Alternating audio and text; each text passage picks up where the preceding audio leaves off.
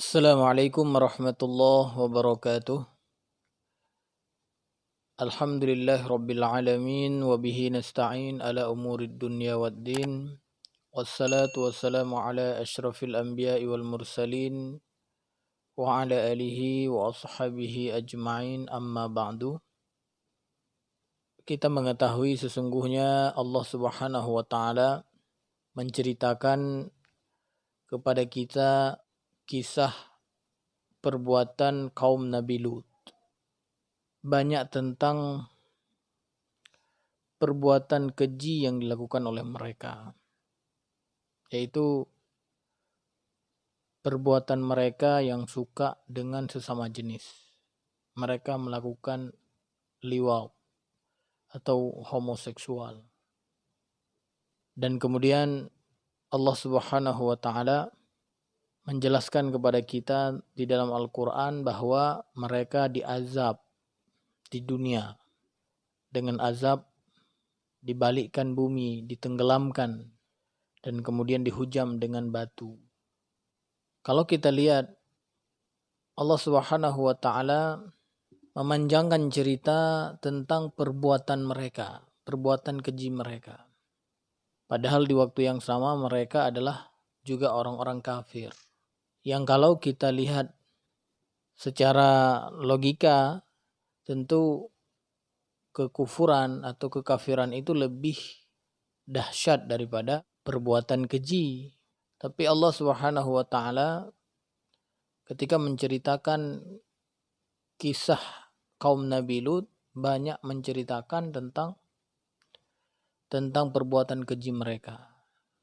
Ini disebutkan oleh para ulama, tujuannya adalah untuk memberikan peringatan kepada kita dari perbuatan-perbuatan tersebut. Jangan sampai kita menjadi orang-orang yang kemudian melakukan apa yang telah mereka kerjakan,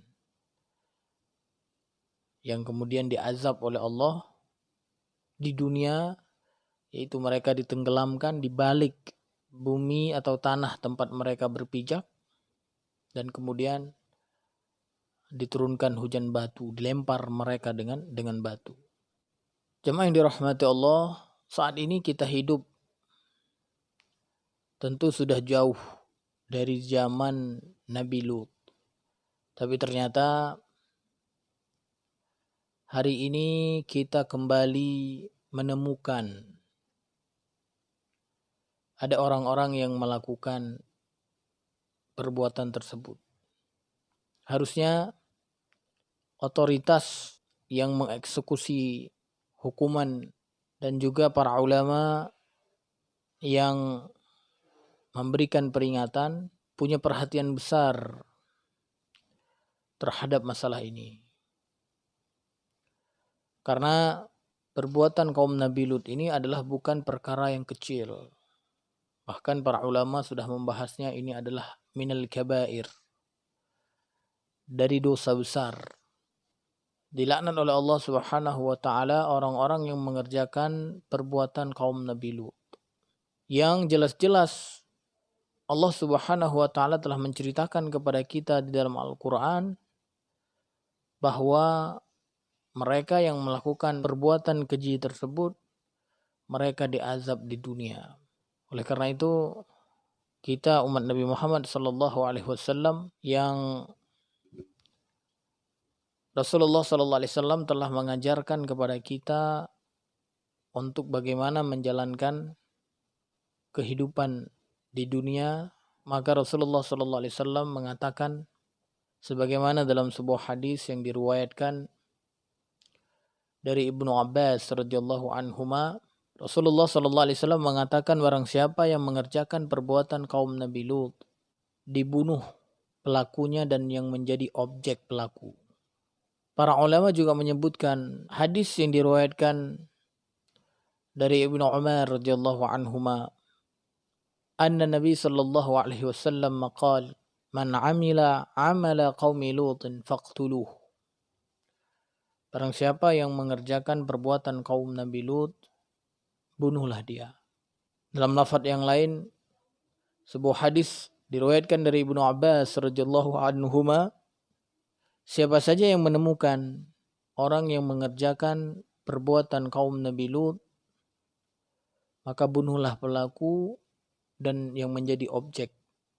Dari hadis-hadis Nabi Muhammad SAW ini kemudian disimpulkan oleh para ulama bahwa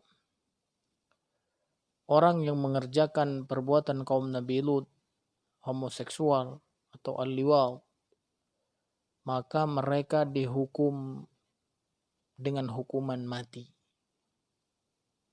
Sepakat para ulama, hukumannya adalah hukuman mati.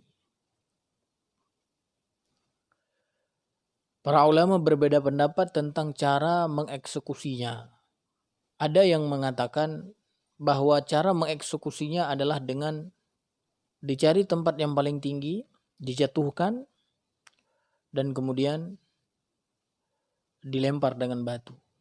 Nah, ini diantaranya adalah pendapat Ibnu Abbas radhiyallahu anhuma ketika beliau ditanya apa hukuman untuk perbuatan kaum Nabi Lut. Maka beliau mengatakan, carilah tempat yang paling tinggi, kemudian jatuhkan dia dan lempar dengan batu. Di antara para ulama juga ada yang mengatakan hukumannya adalah dirajam. Di antaranya adalah riwayat yang sampai kepada kita dari Sa'id bin Musayyab. Beliau mengatakan dirajam, baik sudah menikah maupun belum menikah. Begitu juga pendapat Imam Ahmad, Imam Malik dan Imam Syafi'i, orang yang melakukan perbuatan kaum Nabi Lut hukumannya adalah dirajam. Jadi caranya dimasukkan ke dalam tanah dan kemudian dilemparkan kepalanya sampai meninggal. Ada yang mengatakan bahwa hukuman bagi mereka adalah dibakar. Telah diperintahkan oleh Abu Bakar As-Siddiq untuk membakar orang yang melakukan perbuatan kaum Nabi Lut. Dan ada yang mengatakan mereka dibunuh dengan pedang, dipancung, atau dengan yang lainnya. Jadi intinya semua ulama sepakat bahwa pelaku perbuatan kaum Nabi Lut mereka dibunuh. Para ulama hanya berbeda dalam cara mengeksekusi pembunuhannya. Jemaah yang dirahmati Allah, tentang dahsyatnya hukuman bagi orang yang melakukan perbuatan kaum Nabi Lut, ini seharusnya menjadi perhatian pemerintah kita, menjadi perhatian para ulama kita untuk menerapkan hukum yang telah diturunkan oleh Allah Subhanahu wa taala ke dunia ini. Karena hukum inilah yang paling benar. Hukum inilah yang akan memberikan efek jera yang sebenarnya kepada pelaku. Hukum inilah yang akan memberikan pengaruh yang besar terhadap calon-calon pelaku berikutnya. Kalau hari ini kita lihat karena hukuman yang ditetapkan kepada mereka bukanlah hukum yang sesuai dengan yang telah ditetapkan oleh syariat Allah, maka kita lihat hari ini mereka begitu bebasnya, begitu semangatnya melakukan perbuatan kejinya, bahkan mereka buat pesta bersama. Bukan sekali dua kali saja. Yang menurut pengakuan mereka sudah sampai 6 kali mereka melakukan pesta. Dan kalau ini tidak diberikan hukuman yang sesuai dengan ketetapan Allah dan Rasulnya, maka bukan tidak mungkin mereka akan mengulang lagi. Dan mereka akan memberikan contoh kepada generasi selanjutnya, kepada anak-anak, kepada masyarakat secara umum, sehingga masyarakat akan menganggap hal ini adalah hal yang biasa, normal.